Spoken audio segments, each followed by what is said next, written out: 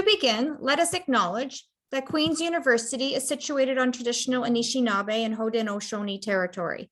We are grateful to be able to live, learn, and play on these lands. We thank the Indigenous peoples of this area for their care of this land for thousands of years, and we hope to honor and respect them as we hold our virtual event today. I'd also like to take a moment to personally thank everyone for joining our presentation today, as well as throughout the week. Our speaker this afternoon is Dr. Leona Gilbert, who will be presenting on updates in the pathogenesis of Borrelia burgdorferi. Dr. Gilbert is a docent of cell and molecular biology and is the CEO of Tezted, a university spin-off company that has a goal to get the patient tested so they can be treated and recover quicker. She has a doctorate in biotechnology and a very long experience in bioinnovation and biobusiness. Dr. Gilbert has supervised numerous PhD, master's, and bachelor of science students, and her various peer review articles span turning research results into translational value with developing novel delivery vectors, as well as diagnostic lab-on-chip platforms. Her publications also demonstrate the thorough investigation of how common virus or bacterium can contribute to autoimmune diseases. Another highlight in these publications is the demonstration of multidisciplinary background and collaborative efforts between clinicians, microbiologists, diagnostic developers, nanoscientists, physicists, and engineers. Dr. Gilbert's research initiatives into complete diagnostic platforms and clinical profiling of patients for tick-borne autoimmune diseases will allow a better understanding of how chronic conditions could be established with infectious pathogens. We will have Dr. Gilbert present, and then we'll open up for questions from the audience. You can ask your questions by entering them in the chat box. You can raise your icon button, or if time allows, you can unmute and ask your question directly. Please help us welcome Dr. Gilbert to the podium. Hello, everybody. Okay, I'm going to share my screen now. And we can see it. Great. I just hide this box. Thank you for that introduction. One thing that wasn't a part of it is that I am Canadian, and I've been referred to as that Canadian living in Finland. And I'm actually from Thunder Bay, Ontario, where we have the highest or the largest Finnish population outside Sweden. So Finland, Sweden, and Thunder Bay.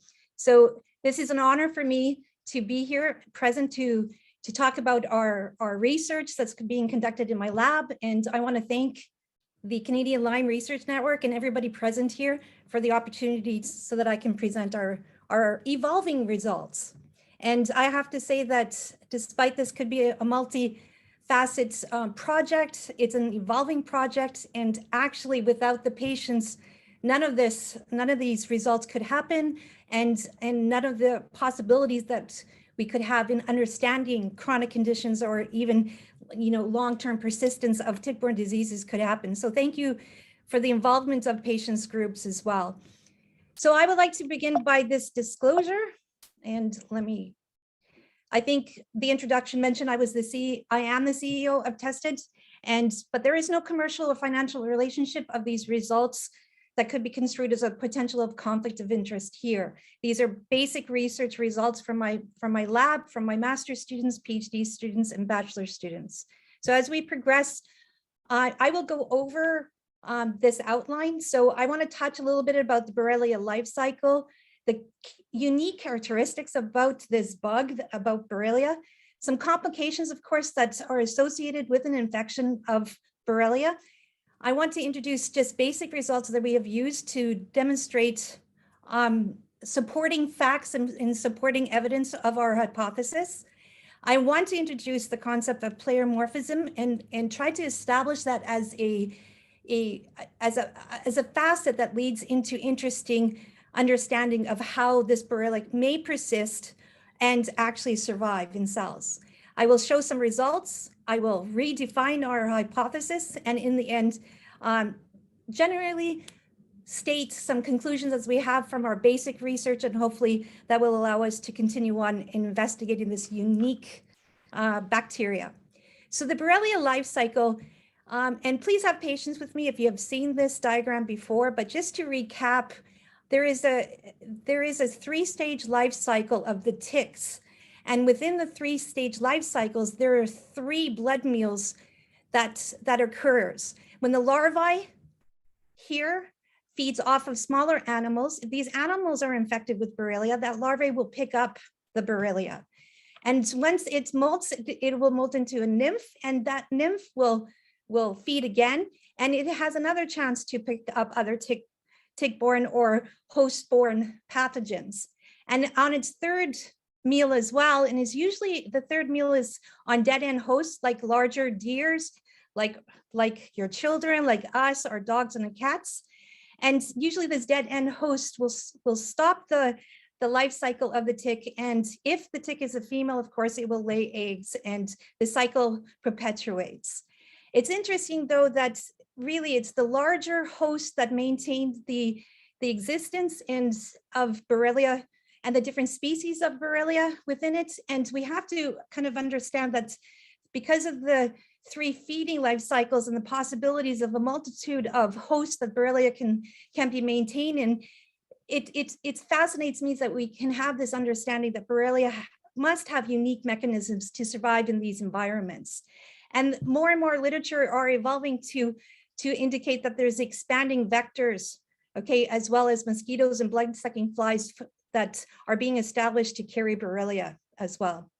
So as we move on to understanding Borrelia and how unique it is, it's really, really fascinating to see that it has special characteristics.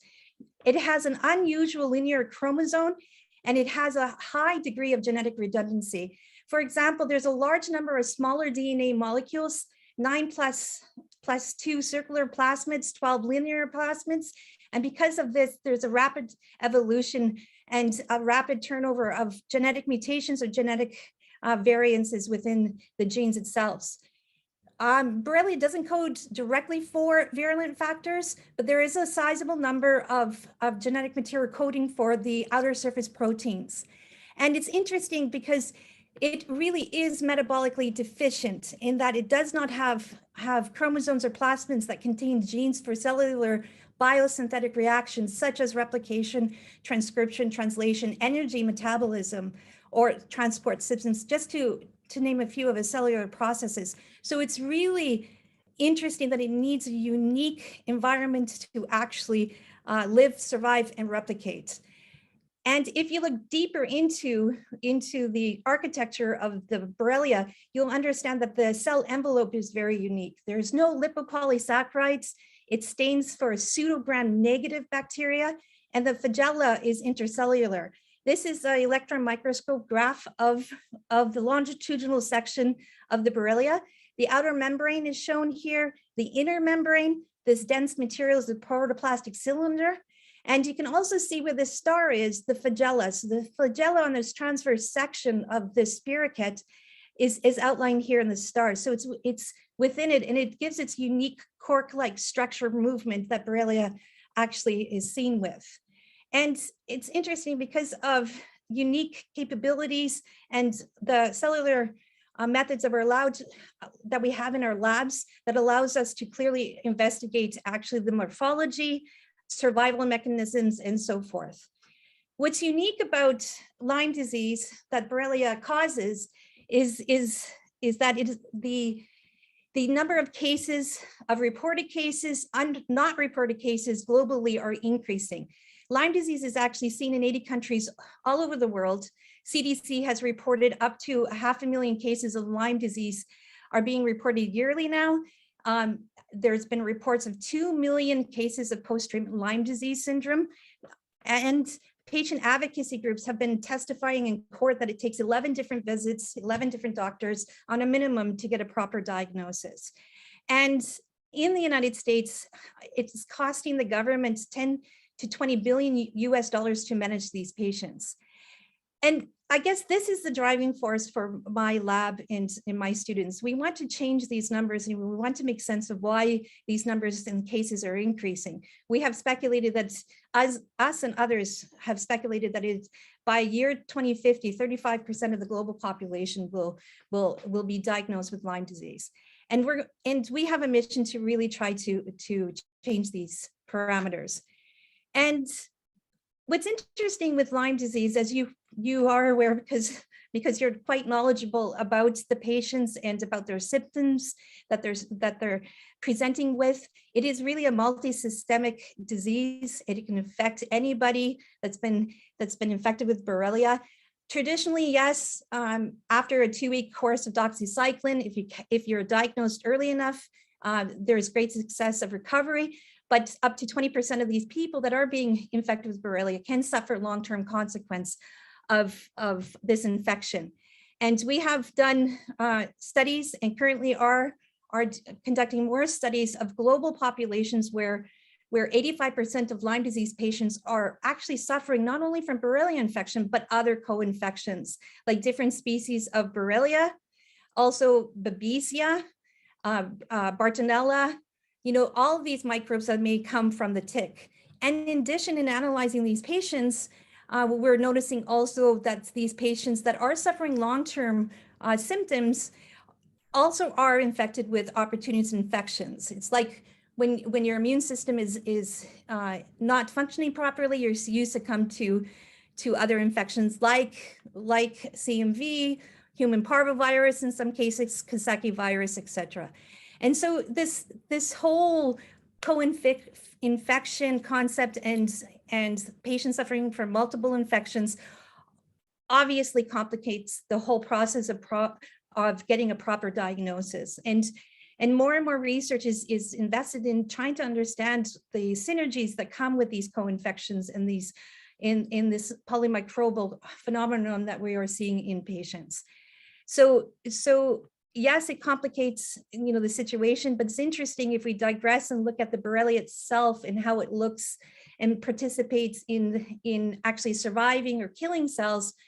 We will have a better understanding of actually maybe there is a way that it can persist within the individual cells, within the individual organ and so forth, that may cause and be responsible for some of these symptoms that these patients are suffering from.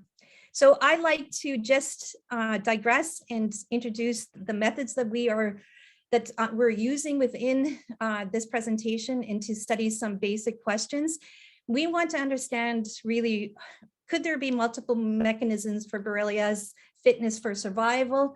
Because as we know that these patients are, 20% of these patients diagnosed with Lyme disease and are treated will succumb to long-term consequences of symptoms, but what are causing those symptoms? And there's a running theories that I'm going to introduce within this presentation, but also just basically look at the basic cellular biology methods that we can use to try to understand. So the two main methods that we are going to present is basically coming from stimulating cell lines or infecting cell lines like macrophages, immune cells, or dermal fibroblasts, skin cells, or chondrosarcoma cell lines. These are synovial cell lines with Borrelia, and investigating the effects within the cell, on the cell, and indirectly what's occurring within the cell. And so with introducing these methods, we of course are going to utilize a lot of microscopy. So looking under the microscope, we're also going to immunolabel certain components of the cell to see where they are. And we're going to look into a lot of statistical analysis of what we're seeing so that we don't present a subjective point of view of what we're seeing, but more of a quantitative point of view. So when actually our team started to look at Borrelia, we started to look, of course, at the morphology of the Borrelia to see to learn to see what we're seeing under the microscope. And we quickly realized, like others, that spirochete actually can change shape. And in a cultural in vitro system where we grow the Borrelia, the spirochete looks like this corkscrew-like structure that has a length of 10 to 30 micrometers in length and 200 nanometers width. And this is live microscopy here, but these are just still images that we've taken in our live microscopy. The other morphology that we're seeing is a bleb coming from the outer membrane. It's a swelling, and that size of the bleb is traditionally running around 1 micrometer in diameter. And this bleb is theorized to be moving along the spirochete longitudinal structure. And it's also theorized to actually pinch off and create these granules that we'll talk about a little bit later on. And the other form that we saw under the microscope under stressful conditions is round bodies. And these are coiled up structures of the protoplastic cylinder within an outer membrane and the inner membrane. And we're going to talk about those membranes and why they're important in a second. But the fourth structure that we saw are biofilm-like or aggregates of Borrelia growing in structure. We can easily grow all of these forms, of course, and in a stressful environment, round bodies are seen more, but of course, then damaged Borrelia is seen as well. And damaged Borrelia usually does not stain for DNA, whereas the spirochete, bleb, round bodies, and biofilms, you can easily see the DNA within those structures.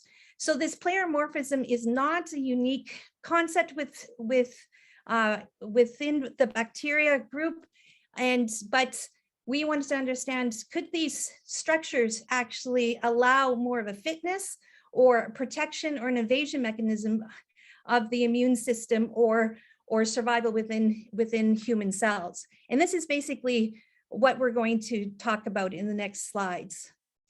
But just to let you know that even under the world of pleomorphic forms of Borrelia, there have been a lot of misunderstandings or a lot of different terms used to actually call these structures. Previously, they have been called L forms or cell wall deficient form, L variants, L phase, L organisms, stable L forms.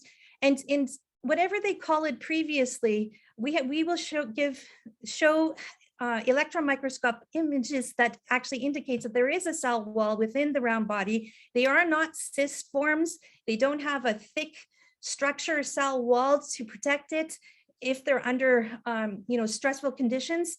Also, I mentioned about pearls and units. Some people are reporting and have reported previously that they do see these pearls being pinched off from the cell membrane. We have updated the terminology to call the spherical structures round bodies, and because it's really a form that's not actively dividing, it is metabolically silent, but it can revert back into the parent form, the spirochete. I've already mentioned about blebs and loops that is theorized to actually pinch off and to make these pearls and granules. And then, of course, I've also mentioned these biofilm or biofilm-like structures that can occur in just culture media without a surface. Traditionally, biofilms need a surface to grow on, and they're usually extracellular matrix is stabilizing that structure. But obviously, in a culture, in vitro culture system, it is an artificial system, but we do see these aggregate or biofilm-like structures, and they are staining with agglutinin, which is a biofilm-like stain that is used to visualize these forms. So pleomorphic forms of Borrelia was an interest of ours. And when we look at transmission electron microscope graphs of the spirochete, you can see that there is a outer membrane, inner membrane, the protoplastic cylinder is dense here. And then to really compare it with the round body structure, where we have the periplastic cylinder coiling up in it. And then when we zoom in to where the dense material is, you can see that this is not a cyst form. They have a complete cell wall here. You can see the outer membrane, the inner membrane. The membranes are credible. They're maintaining their structure, their form.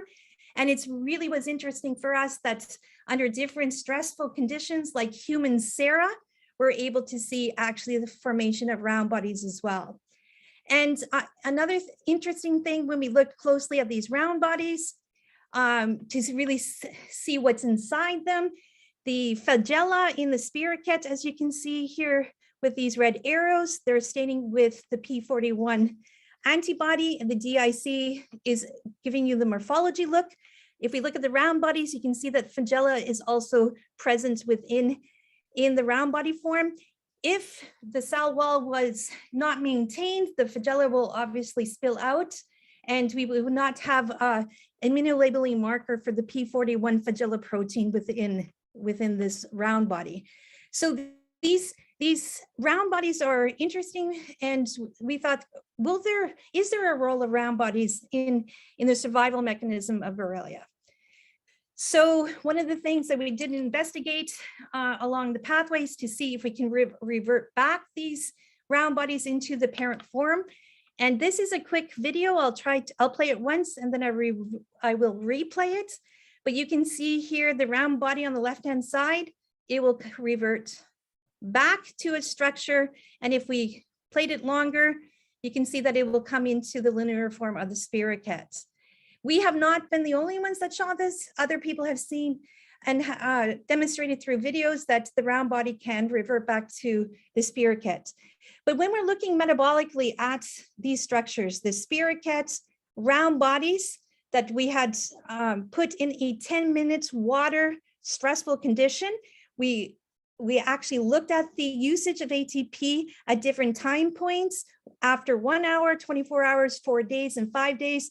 And we can see that the round bodies can revert back and utilize ATP around 4 to 5 days. But if we treat the round body with 2-hour incubation time with a stressful condition like water, you can see that it takes longer, 6 to 7 days, that the reversion process is occurring nicely, that they can utilize ATP. So the take-home message that we get from this data is that round bodies do have our architecture that's intact. They're not cell wall deficient. They have their cell wall. They're not a cyst form with a very thick cell wall. They have the flagella protein in there, which is an indication that's maintaining integrity, and they are able to revert back. And other scientists are reporting this reversion process with other species of Borrelia as well. So we are not unique in demonstrating this reversion. Also, another interesting form that's actually gaining interest and funding is these antibiotic tolerant Borrelia burgdorferi persisters. And it's interesting because we have to appreciate, is there a clinical aspect with these pleromorphic forms? Can we see it clinically? Well, the best way that we have in animal studies to indicate the persistence of Borrelia are studies coming from Monica Ember's group, where they actually treat non-human primates with doxycycline, oral doxycycline twice a day for 28 days. And then 8 to 9 months after treatment, they take biopsies and they really immunolabel for Borrelia. They even take the Borrelia out of these biopsies and grow them in culture.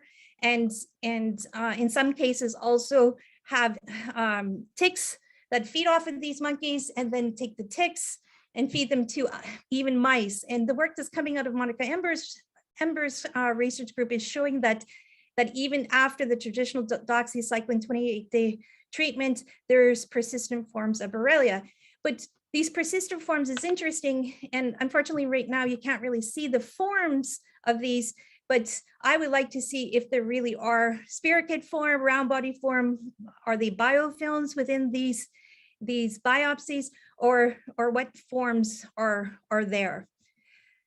And of course, are these forms clinically relevant?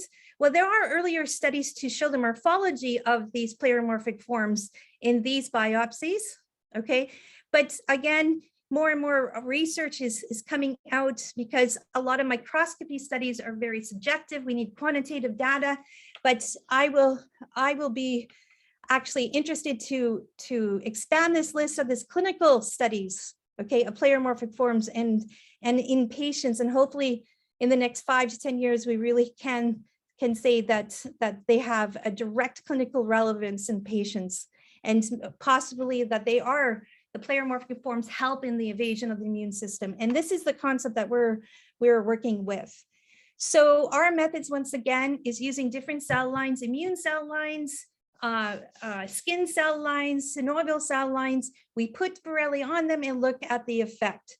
So really, do pleromorphic forms of Borrelia participate in the survival or the pathogenesis in human cell lines? And that was the direct questions that we asked when performing these experiments. Now, looking at the attachment of Borrelia here, seen by this white arrow, you can see in this cell line, the chondrosarcoma cell line, you can see that they have these hair-like structures. The cells have these hair-like structures and almost anchor the spirochete to it. And in dermal fibroblast cells, looking at this micrograph, you can really see that actually the cell line itself induces a coiled form of the spirochete for its entry process. So again, this is a topological imaging of the cell participating and interacting with the spirochete. And these two different cell lines have two different mechanisms to actually allowing engulfment of the cell line. So it's interesting when we quantitate this, that the chondrosarcoma cell lines, all of the interaction occurred through the spirochete form, the longitudinal form, and with these attachments of these hair-like structures. And within the dermal fibroblasts, half of the interactions were within a coiled form, and the other half of the interactions were in the spirochete form. So this is interesting. So these cells or the Borrelia is interacting with these cells differently. And then we looked at, of course, macrophages. And in these two videos that I'm going to show you, this is laser scanning microscopy, where we took images from the top of the cell to the bottom of the cell. And we wanted to look really at where is Borrelia within the cell, what compartments, if we can see compartments, if there's any phylopodium participating in engulfment, because these are professional phagocytes. They should be able to professionally engulf the Borrelia and resolve it. So this left side here, I'm going to play the video once and then slide by slide go over a few points that I would like to talk about. So I'm going to play it first. We're going, and it's quite fast. I'll play it one more time. The blue is DNA and the green is labeling for the OSP, outer surface protein A here. And now I'm going to go over some of these slides that we're going internally. So you can see there's a co-localization. So green and blue are together within this vesicle-like structure here. You can see the coiling of Borrelia here. And you can see that mostly on top of the cell, it's a spirochete form, but within the cell, they're actually coiling up into vesicle-like structures. It's interesting when we look at round bodies when they're fed to a macrophage. Here, I'm going to play the video again. So the DIC will show the architecture of the cell, and the green is the OSPA immunolabeling. And I'm now going to go slide by slide here. You can see that the Borrelia, the round body is indeed interacting with the cell into these areas of interest, but they are being internalized, okay, and into these vesicle-like structures. But when we look at these vesicle-like structures more in detail, you can see that within the cell, both the spirochete and the round body are internalized. These are images from the middle of the cell. But when we immunolabel these cells for other components just one second here, for early endosomes and lysosomes, we can see that actually there is a co-localization of the spirochete form and the round body in these macrophages. So this kind of makes sense. What we're seeing here is early endosomes, co-localization, and lysosomes, the yellow here. And this makes sense because these are professional phagocytes. They internalize, and their duty is to resolve infections and present antigens on the surface so that they can communicate and establish a direct immune response. And this co-localization in macrophages was not surprising, but when we actually looked at these two other cells and see if they are being processed in the same way, we immunolabeled for LAMP2, which is a lysosomal marker. The GFP is the Borrelia that we were seeing here. And you can really see that there is no co-localization within the chondrocytes as well as in the dermal fibroblast cells. I'm going to go back here into this slide and just show you that when looking at these cells, we also want to look at, are these cells, human cell lines actually forcing the Borrelia into pleromorphic forms? Or can they actually establish themselves within the cell in the spirochete form because they're quite large? Or do they force a pleromorphic form like a round body when they are internalized?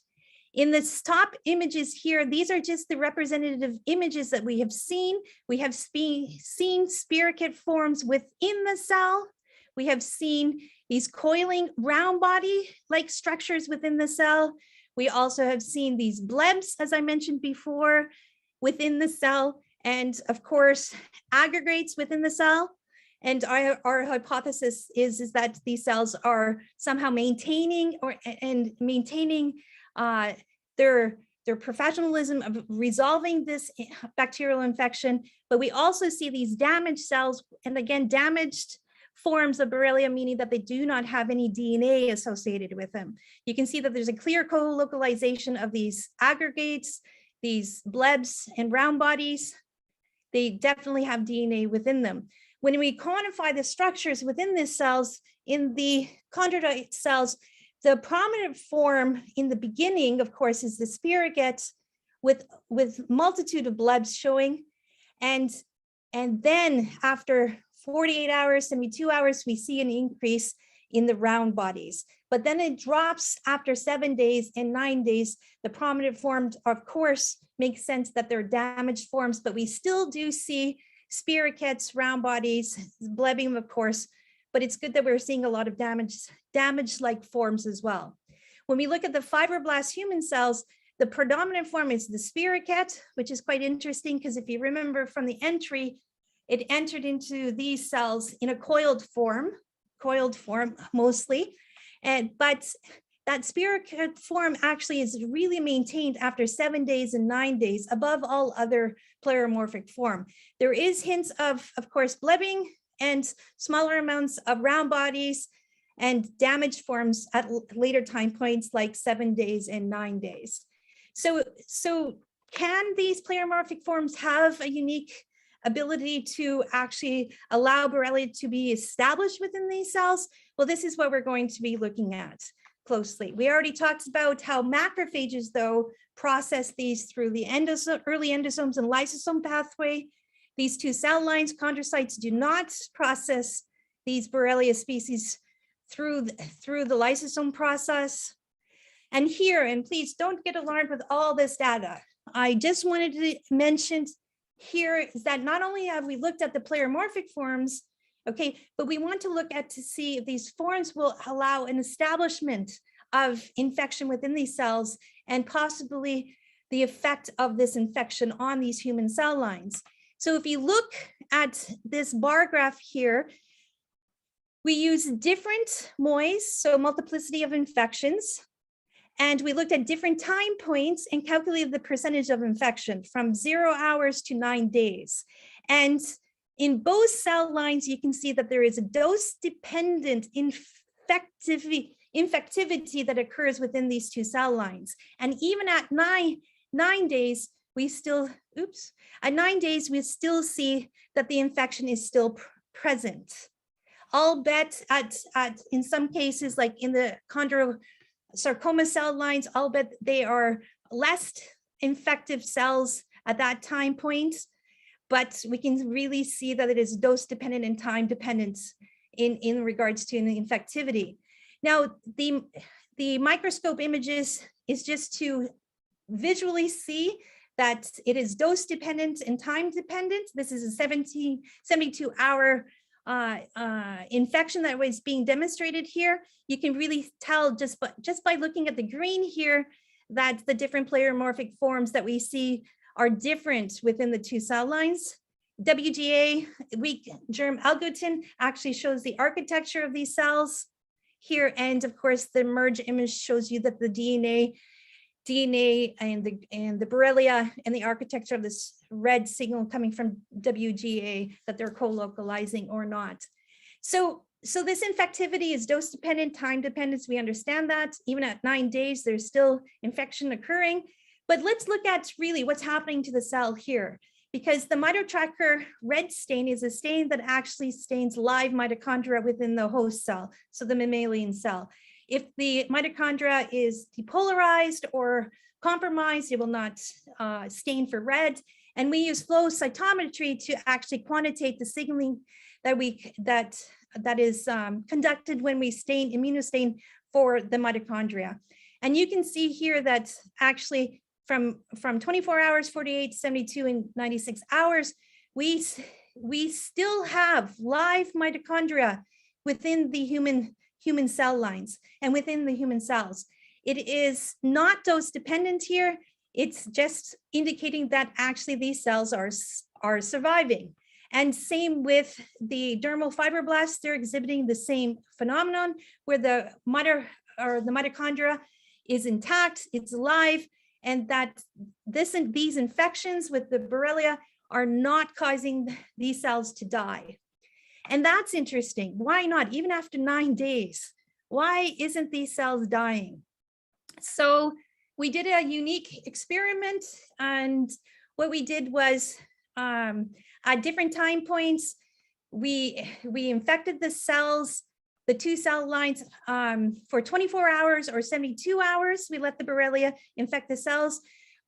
After those 24 hours or 72 hours, we washed the cells with PBS, and then we did a gentle acid wash to get rid of the Borrelia that may still be attached out on the outside surface of those cells. We did this acid wash for 30 seconds, and then we placed it into normal culturing media that allows the Borrelia to grow. And we observed if Borrelia would grow from these cells, okay? And we looked up to 6 weeks post-treatment if there was any growth. And what we see here is that these are the number of tubes at different post-treatment weeks. And what we see here is that in most cases, all of these cells grew even the 24-hour infection and the 72, they did grow.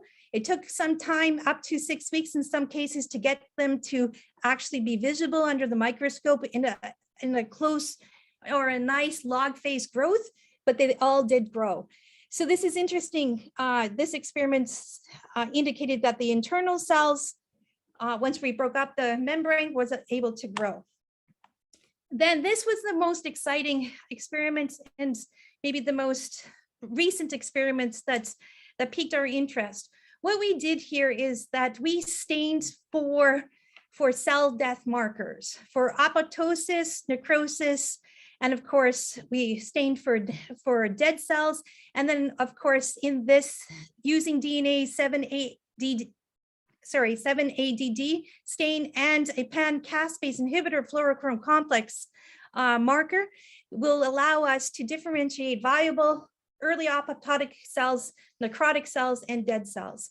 We had, of course, controls there, but we also had these outer membrane vesicles that we purified from Borrelia. Outer membrane vesicles, I'll discuss more in the next slide, but is gaining more research nowadays. And it is proposed that these outer membrane vesicles of numerous bacteria participate in the pathology of diseases that they will cause.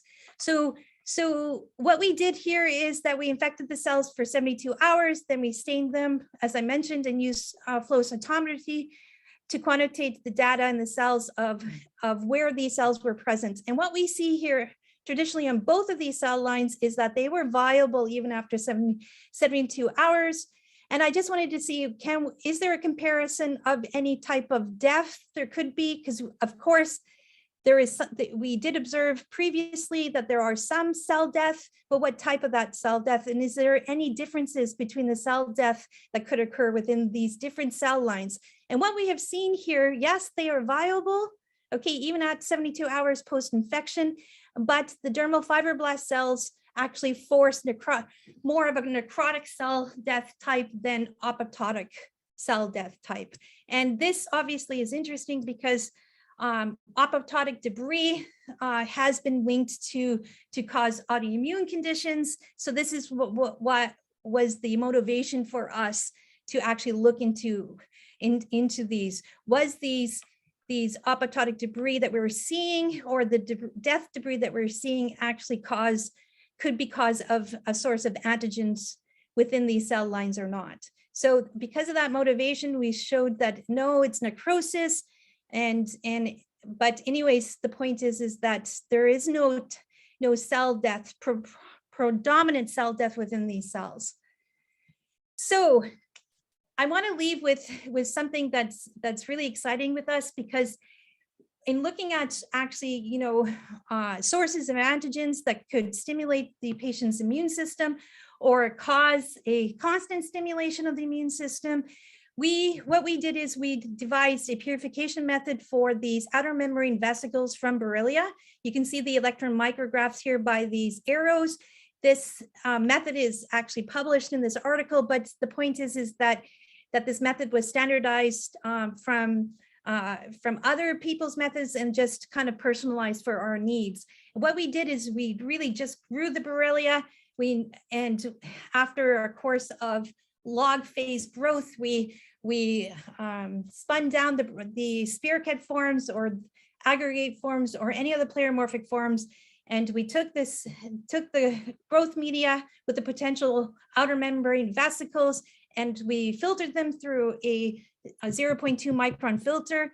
And we centrifuged them down to actually concentrate these outer membrane vesicles, and we wanted to characterize them. So in characterizing them, could there be self-antigens or antigens within these that actually stimulate the immune system? So of course, we labeled them for double-stranded DNA, and we saw that the outer membrane vesicles indeed had double-stranded DNA in there. We also stained, of course, generally for proteins. This is a Kamasi blue stain. Yes, there's proteins in these OMVs. Then we specifically stained them for glycoproteins. The OMVs did stain for them. And then, of course, we did immunoblotting for OSPA, OSPC, P39. We used general anti-Borrelia, but interesting enough, also for peptidoglycan, to see if peptidoglycan or any of these other proteins from the Borrelia was indeed associated with these outer membrane vesicles.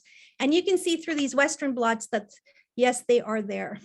And so this was really exciting for us. And this could be, well, we're speculating that they will definitely indeed induce an immune response in macrophages and could be a source of immune evasion mechanisms where the Borrelia pinches off these OMVs, and these OMVs act as a decoy for the Borrelia to actually establish themselves within different organs. So that is a leading hypothesis with this exciting results, and we feel that we are going to investigate that shortly. But so in concluding our findings here, we have demonstrated that there could be multiple mechanisms for Borrelia fitness for survival in different types of cell lines. And they utilize different cell surface extensions for their entry process. Even the form in which they are engulfed in or are phagocytosed with is different. There's different Borrelia forms within this different cell types as well, from the spirochete forms to the round bodies to of course damaged cells, Borrelia cells, as well as these blebs as well.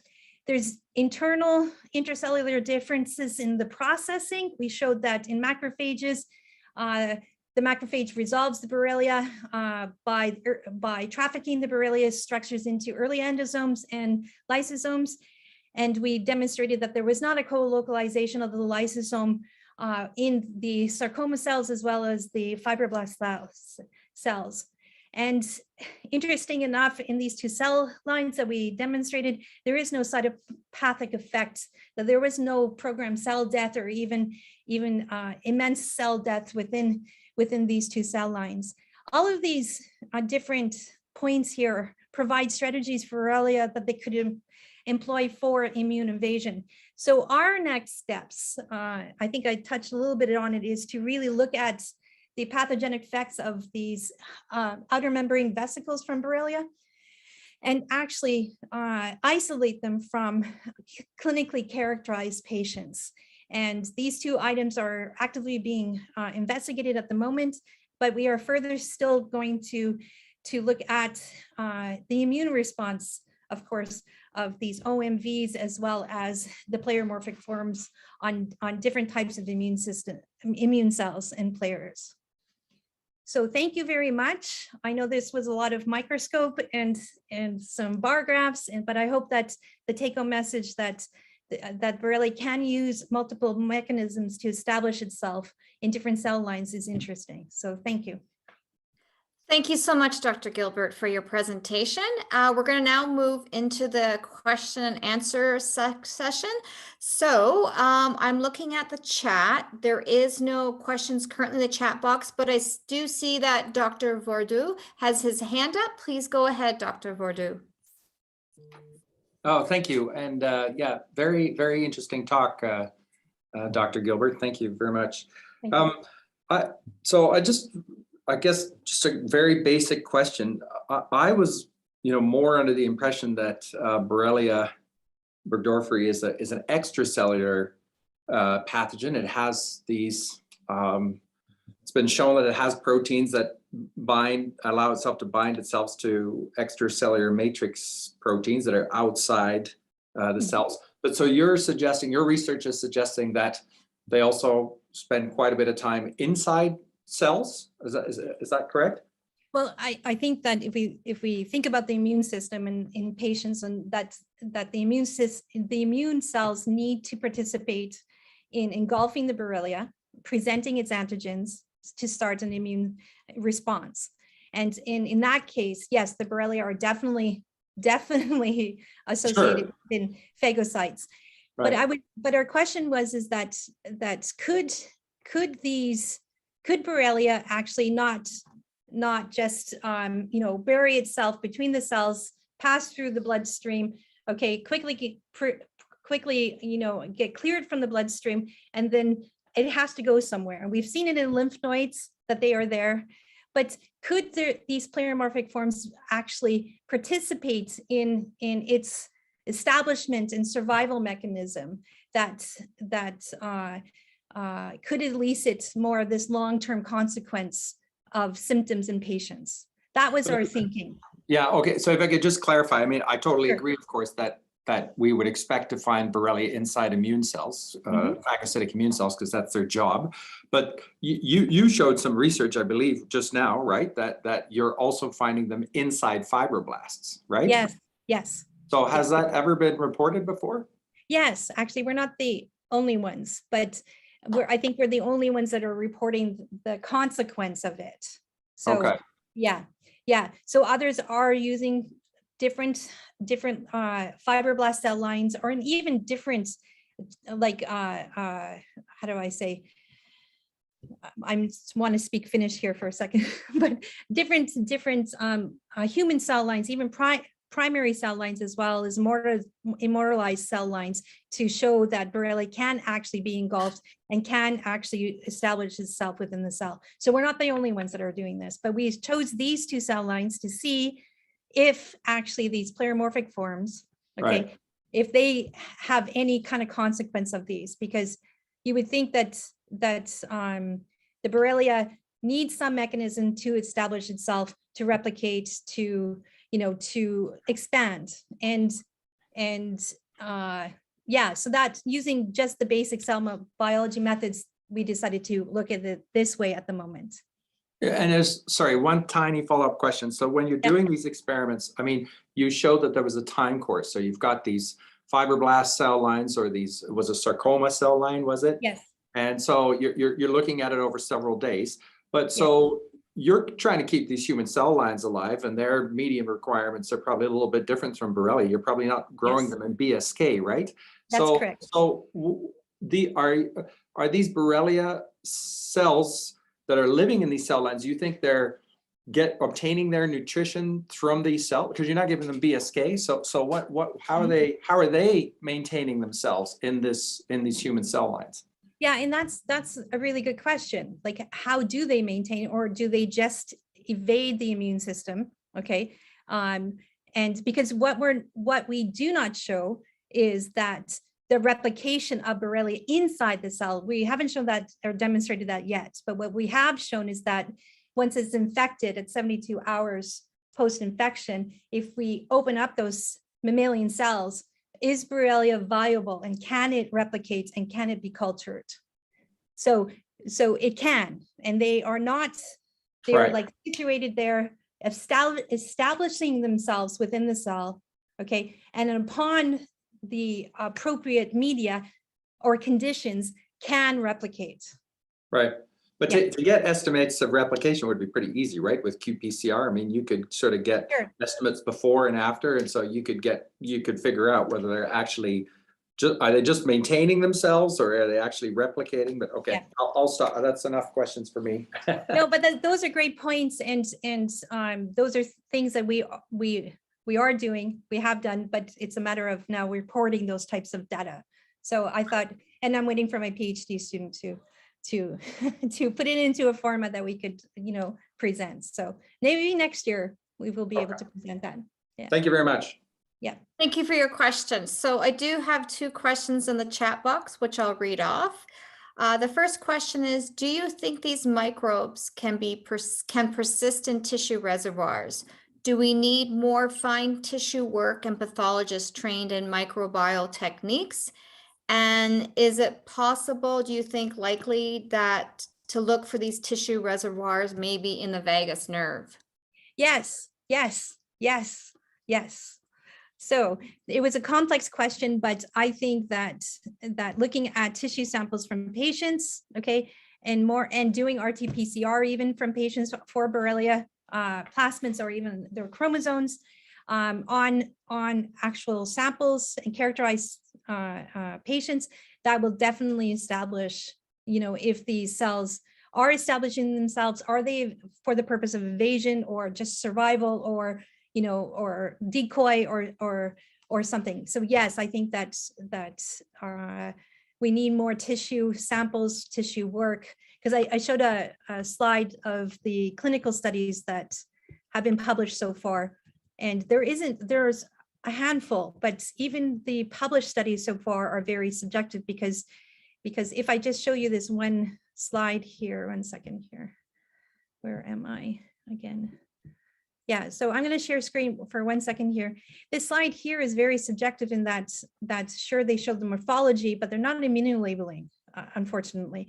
What we need to do is start immunolabeling, doing RT-PCR, to show activity, and really follow some good examples of what Monica Embers is doing with her non-human primate studies, where they're immunolabeling, they're using micrographs, biopsies, and they're also culturing later on as well from these sections. So yes, I think that we need to really start looking at this. And the vagus nerve is interesting too, because we have preliminary data in my group that actually microganglia cells are indeed engulfing Borrelia and showing some unique characteristics within that cell line. So yes, I think that would expand our current knowledge of how Borrelia is able to persist or establish itself, or even answer the question on persistence and not, because there are definitely studies that suggest that. So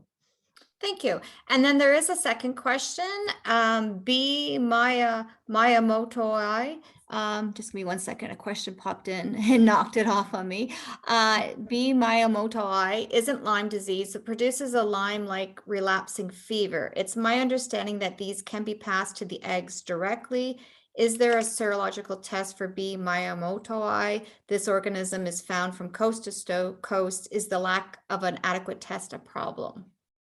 Okay, so of course, even Borrelia burgdorferi, a senso-latter group can actually be passed from the adults, male or female's eggs.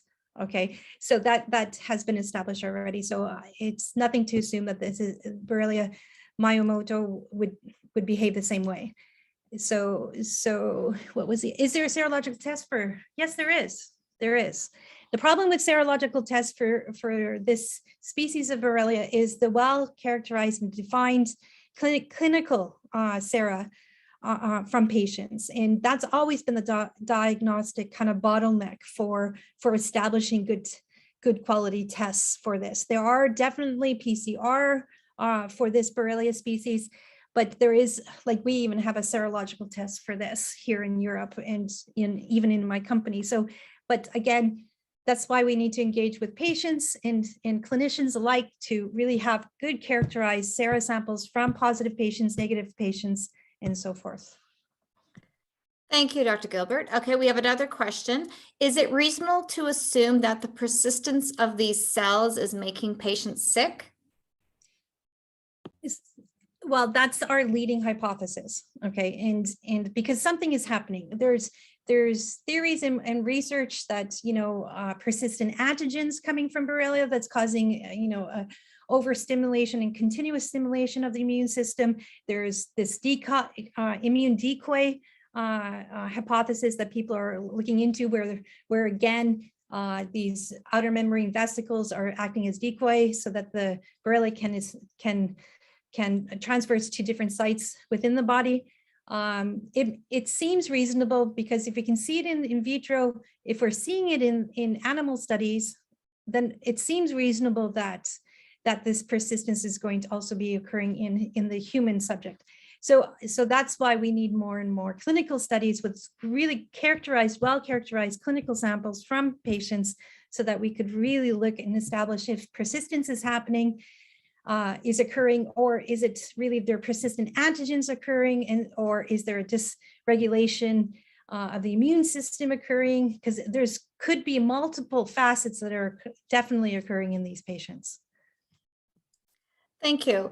And then right now, that's the last of the questions from the chat box. I do want to open it up for the audience. If anybody does have a question, please feel free to raise your hand icon or unmic and ask your question for Dr. Gilbert. While we're waiting, I'll just ask a question again. This is not my area of expertise at all, but you provide an interesting way of how the Borrelia burgdorferi, you know, interacts and may potentially be implied into the humans. And I know we had a previous speaker last week, Dr. Solosky, talk about different vaccines and how they can target different ways to, you know, attack and, you know, reduce the symptoms. So what your research is showing, would you say that this would be another way to translate possibly targeting and trying to improve symptoms?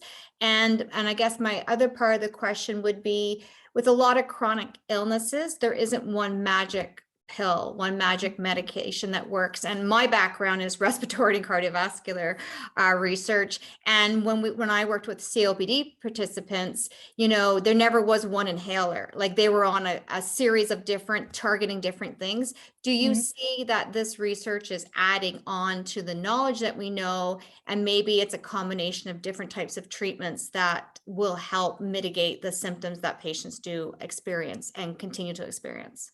Yeah, so well, of course, every scientist wants to say, I hope that this research will help improve patients. But what specifically is saying is that Borrelia has mechanisms to survive within different cell lines, and also to stimulate the immune system. So we have demonstrated in previous publications, and I might have touched on a little bit today, that actually spirochete has a different cytokine profile compared to the round bodies when it's actually stimulating macrophages, okay, as well as natural killer cells.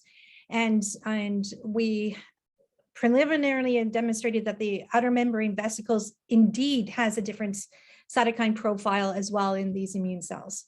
So this basic research can be applied, of course, in an in vitro system, and hopefully pass on to the animal studies.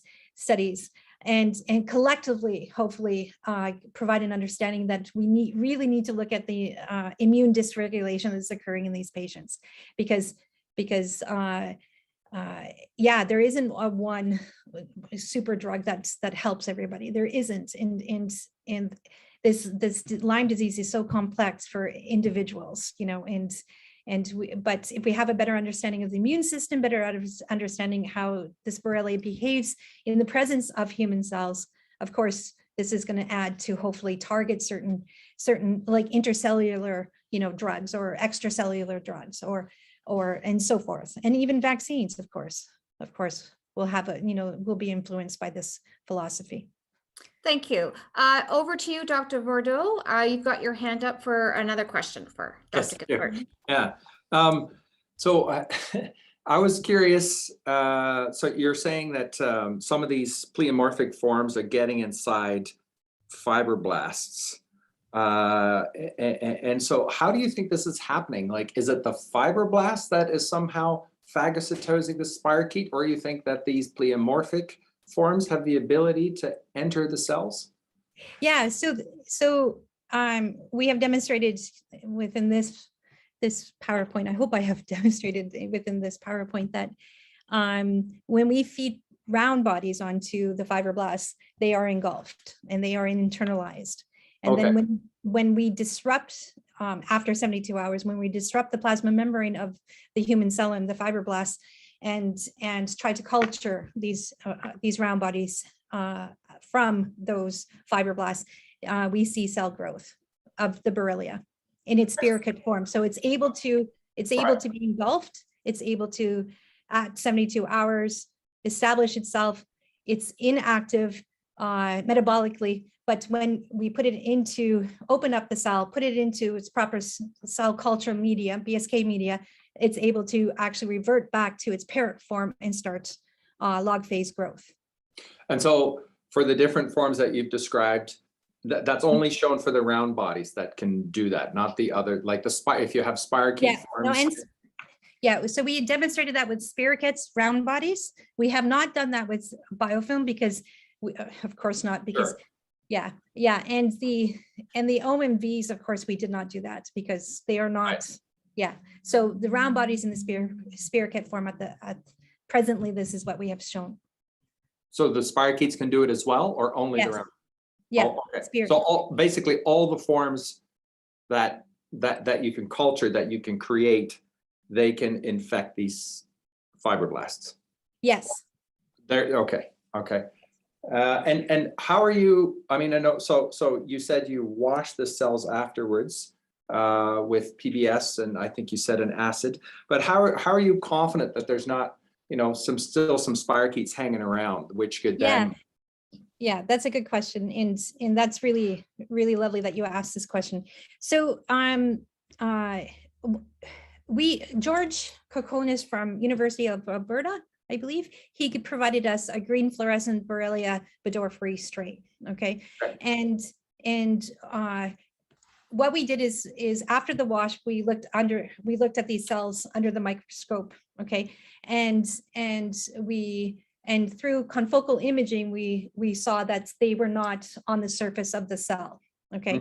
And not only that, but then at the acid wash as well, we looked at the cell to see if the plasma membrane was intact. We also did transmission electron microscopy to look really at if the acid wash would destabilize the plasma membrane, and it did. It broke it up, and we had ghost-like structures of cells.